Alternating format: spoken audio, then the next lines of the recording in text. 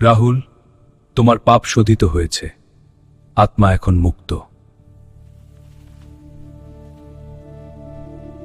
এখন আত্মা দুটি পথে যাবে, নতুন জন্ম বা সরাসরি মোক্ষ।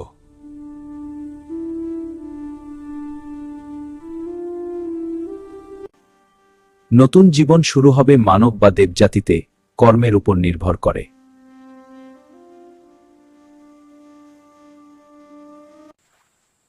যদি আত্মা সম্পূর্ণ শুদ্ধ হয়, সরাসরি মোক্ষ লাভ করবে।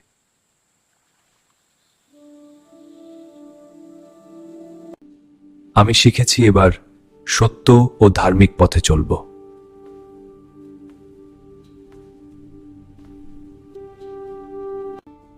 শোধিত আত্মা এখন প্রস্তুত, তার কর্মের ফল পেয়েছে।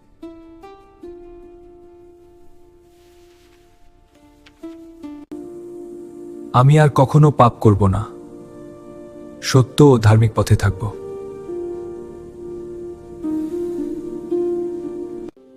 নতুন জন্ম হবে, যেখানে সে ধার্মিকভাবে জীবন কাটাবে।